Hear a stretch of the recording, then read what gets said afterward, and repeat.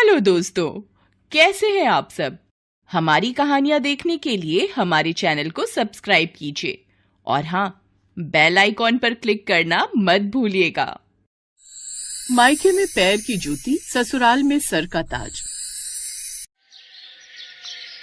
रोज की तरह रिशु और अंशी सुबह जल्दी उठकर घर का काम करने लगती हैं। अंशी खाना बनाते हुए बोलती है, दीदी जल्दी जल्दी काम कर लो, आज कॉलेज टाइम से जाना है, आज कॉलेज में असाइनमेंट भी है। हाँ अंशी, देखना इस बार ना मैं कॉलेज में टॉप करूंगी और तू भी देखना कि मम्मी पापा कितने खुश हो जाएंगे। अच्छा चल, अब जल्दी जल्दी काम खत्म कर लेते हैं, फिर कॉलेज भी जाना है। हाँ दीदी जल्दी जल्दी काम कर लेते हैं। बातें करते करते रिशु और अंशी घर का सारा काम खत्म कर लेती हैं, फिर अपने रूम में जाकर कॉलेज के लिए तैयार होती हैं। दोनों तैयार होकर बाहर आती हैं और अपनी माँ शालिनी से बोलती हैं, माँ हम दोनों ने घर का सारा काम कर दिया है और अब हम दोनों कॉलेज जा रहे हैं। हाँ माँ, हमने खाना भी बना दिया है, हमारा आज कॉलेज में बहुत जरूरी असाइनमेंट है, इसलिए आज टाइम से कॉलेज जाएंगे। वो सब तो ठीक है, लेकिन तुम दोनों पहले अपने भाइयों को नाश्ता करवा दो, उनको कॉलेज के लिए देर हो जाएगी। तुम दोनों को देर होगी तो चलेगा, लेकिन तुम्हारे भाइयों को देर नहीं होनी चाहिए। ठीक है माँ, हम अभी नाश्ता लेकर आते हैं। चलो अंशी आ जाओ। ठीक है दीदी चलो। रिशु और अंशी कुछ देर बाद नाश्ता लाकर टेबल पर रख देती है और सबकी प्लेटों में परोस देती है। फिर रिशु और अंशी भी अपने लिए नाश्ता लेती है तो शालिनी उन्हें रोक देती है। रिशु अंशी रुको, तुम दोनों अभी नाश्ता नहीं कर सकती हो। औरतों को हमेशा आदमियों के खाने के बाद ही खाना चाहिए। जब पहले तुम्हारे भाई और पिताजी नाश्ता कर ले, उसके बाद ही तुम दोनों नाश्ता करना। ठीक है माँ, जैसा आप कहें। तभी उनका भाई तरुण माँ और पिताजी से बोलता है,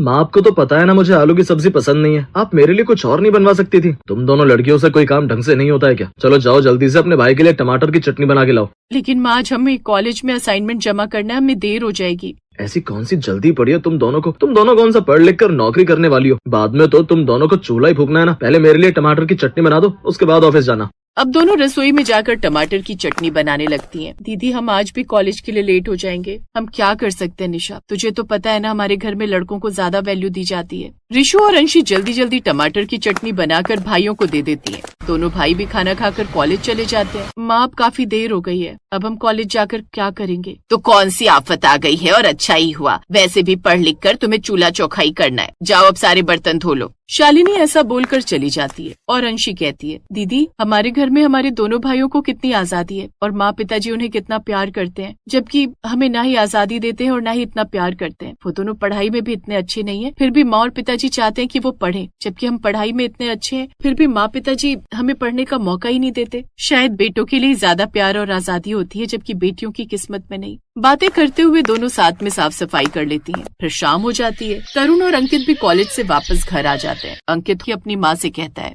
माँ आज बहुत थकान लग रही है, जरा मेरे लिए एक कप चाय और पोहा तो बना दो। हाँ मेरा बेटा, तू 2 मिनट रुक, मैं अभी तेरी बहन से कहकर चाय और पोहा बनवा देती हूँ। अब शालिनी रिशु के पास जाकर कहती है, आज महीने की 1 तारीख है और मुझे मेरी सैलरी मिली है। तुम कह रही थी ना कि हमें अपने दोनों बेटों को कुछ कपड़े दिलाने, तो चलो आज मार्केट से उन्हें शॉपिंग करवा देते हैं। माँ मेरा भी बैग फट गया है और अंशी की सैंडल भी टूट गई है, हमें भी नया दिला दो ना। लाओ बैग और सैंडल मुझे दो, मैं रिपेयर करवा लाऊंगा, तुम्हारा हर बार का है नई नई चीजें लेना। ऐसे ही कुछ दिन बीतते चले जाते हैं और फिर एक दिन रिशु के लिए एक बहुत ही अच्छे घर से रिश्ता आता है और रिशु की शादी विजय के साथ पक्की हो जाती है। और लड़के वालों के जाने के बाद अंशी रिशु से कहती है, दीदी अब तो तुम अपने ससुराल चली जाओगी, मैं तुम्हारे लिए भगवान से प्रार्थना करूंगी कि तुझे बिल्कुल भी हमारे मायके जैसा ससुराल न मिले जहाँ लड़कियों को पैर की जूती समझा जाता है, बल्कि तुझे ऐसा ससुराल मिले जहाँ लड़कियों को सर का ताज समझा जाता हो। अंशी की बात सुनकर रिशु अंशी को गले से लगा लेती है। फिर कुछ ही समय में रिशु की शादी विजय से हो जाती है और वो अपने ससुराल आ जाती है। आओ आओ बहू, आज तो मेरे घर में लक्ष्मी जी के पैर पड़े हैं। रिशु गृह प्रवेश करती है। सभी लोग रिशु से बहुत खुश होकर बातें करते हैं। रिशु की ननद आकांक्षा उससे कहती है, भाभी इस घर में तो मैं इकलौती लड़की थी, मुझे तो खुशी है मुझे भाभी के रूप में एक सहेली मिल गई, अब हम दोनों मिलकर खूब मजे करेंगे। अब रिशु अपने कमरे में जाती है और फिर दोनों सो जाते हैं। और फिर अगले दिन रिशु सुबह जल्दी उठती है और सुबह सुबह झाड़ू लगाने लगती है। तभी मैथिली आकर कहती है, अरे रिशु बहू तुम ये क्या कर रही हो, तुम झाड़ू क्यों लगा रही हो और तुम्हें इतनी जल्दी उठने की क्या जरूरत थी? माँ जी वो मुझे जल्दी उठने की आदत है और मैं उठी गई थी तो मैंने सोचा कि घर की साफ सफाई कर लूं। तभी रिशु के ससुर वहाँ आते हैं और कहते हैं, अरे बेटा हम बूढ़ों की तो जल्दी नींद खुल जाती है, लेकिन तुम्हें तो सोना चाहिए था। साफ सफाई करने के लिए हमारे घर में मेड है। बहू, तुम्हारे ससुर जी सही कहते हैं, तुम्हें ये सब करने की कोई जरूरत नहीं है। ठीक है माँ जी, फिर मैं आप लोगों के लिए चाय बना कर ले आती हूँ। अरे नहीं नहीं बेटा, चाय तो मैं खुद ही बना लूंगी, तुम इतनी चिंता मत करो। तुम तो अपने कमरे में जाकर आराम करो, जब विजय और आकांक्षा उठेंगे तब उठना। अपनी सास की बात सुनकर काफी हैरान होती है। वो अपने कमरे में जाकर सोचती है, माँ जी ने मुझे विजय जी के साथ ही उठने को कहा है, जबकि मायके में तो लड़कियों को देर तक सोने की परमिशन ही नहीं होती थी। थोड़ी देर बाद विजय और ऋषु उठकर बाहर आते हैं। तब ऋषु की सास कहती है, ऋषु बहू, आकांक्षा ने नाश्ता बना लिया है, चलो हम सब नाश्ता करते हैं साथ में, और फिर तुम तैयार हो जाना। मोहल्ले की औरतें आज तुम्हारी मुंह दिखाई की रस्म के लिए आएंगी। जी माँ जी। तभी आकांक्षा सबका नाश्ता लगा देती है। सभी लोग नाश्ता करने के लिए बैठते हैं। तभी आकांक्षा बैठे बैठे अपनी भाभी से कहती है, भाभी आओ आप यहाँ मेरे पास बैठकर नाश्ता करो। नहीं नहीं, आप लोग खा लो, आखिर में मैं खा लूंगी। लेकिन क्यों बेटा, तुम आखिर में क्यों खाओगी? माँ जी, मेरी माँ ने सिखाया कि घर की औरतों को घर के मर्दों के बराबर में बैठकर खाना नहीं खाना चाहिए।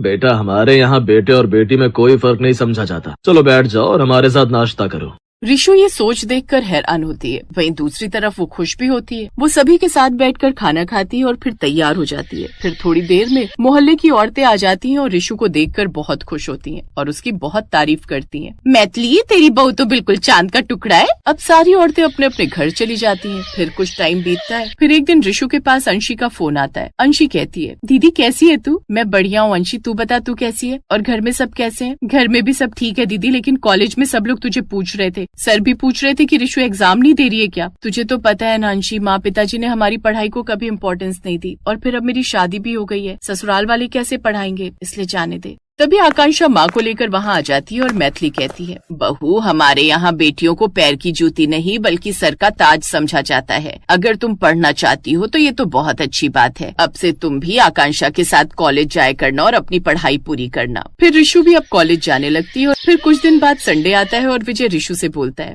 ऋषु, आज संडे, तुम्हारी भी छुट्टी है और मेरी भी। चलो आज शॉपिंग करने चलते हैं। और सब लोग शॉपिंग के लिए चले जाते हैं। आकांक्षा और मैथिली ऋषु को वेस्टर्न ड्रेस लेने के लिए बोलती हैं। ऋषु, तुम कॉलेज जाती हो तो ये ड्रेस पहनकर जाया करो, तुम पर बहुत अच्छी लगेगी। फिर से और ऋषु सोचती है, मेरे ससुराल वाले कितने अच्छे हैं, मेरे मायके वालों के जैसे नहीं है जो लड़कियों को पैर की जूती बनाकर रखते हैं। और ऐसे ही कुछ दिन बीत जाते हैं। फिर एक दिन ऋषु की माँ का फोन आता है और वो बोलती है, ऋषु बेटा, तेरे भाई तरुण का एक्सीडेंट हो गया है और हमारे पास पैसे भी नहीं है। तू जल्दी से हॉस्पिटल आ जा और अपने ससुराल वालों से पैसे ले आ और अपने भाई से भी मिल लियो। हाँ माँ, मैं आती हूँ, लेकिन मैं अपने ससुराल वालों से पैसे कैसे मांगूंगी? अगर उन्होंने मना कर दिया तो एक काम करती हूँ, जो मेरे गहने मैं उनको बेच देती हूँ। लेकिन अगर मेरे ससुराल वालों ने चोर समझा तो? ऋषु अपने गहने लेकर बैग में रख लेती है और अपनी सास से बोलती है, माँ जी, मेरे भाई का एक्सीडेंट हो गया है, उसको देखने हॉस्पिटल जा रही हूँ। ठीक है, लेकिन तूने विजय को फोन क्यों नहीं किया? और घर में अभी कोई है नहीं, तुम अकेली चली जाओगी ना आराम से? हाँ माँ जी, आप चिंता मत कीजिए, मैं ऑटो से चली जाऊंगी। ऋषु घर से निकल जाती है और वो गहने बेचने चली जाती है। फिर वो पैसे हॉस्पिटल में जमा करवा देती है। ये सब ऋषु की ननद आकांक्षा देख लेती है और घर पर सबको सच बता देती है। फिर कुछ दिन बाद ऋषु के भाई को भी होश आ जाता है और अब वो बिल्कुल ठीक हो जाता है। ऋषु के ससुराल वाले भी तरुण को देखने हॉस्पिटल आते हैं। फिर ऋषु उनसे बोलती है, माँ जी, मुझे आपको और सब लोगों को कुछ बताना है। ऋषु बहू, जो तुम्हें बताना है वो हमें पहले से ही पता है। भाभी, जब आप उस दिन घर से गए थे तो मैंने आपको जाते हुए देखा था। मुझे लगा शायद आपको मेरी कोई हेल्प चाहिए होगी, इसलिए मैंने आपका पीछा किया और मैंने घर पर सबको बता दिया। तुमने अच्छा किया बहू, जो गहने बेचकर तुमने पैसे जमा करवा दिए। हाँ बहू, बहुत अच्छा किया तुमने। बल्कि हमारे यहाँ तो बेटियों को पैरों की जूती नहीं, सर का ताज माना जाता है। हाँ बहन जी, आज आप लोगों ने हमें भी ये बता दिया कि लड़कियां पैरों की जूती नहीं सर का ताज होती हैं और लड़कियां भी लड़कों से कम नहीं होती। लड़की हो या लड़का, दोनों को एक बराबर का ही दर्जा देना चाहिए।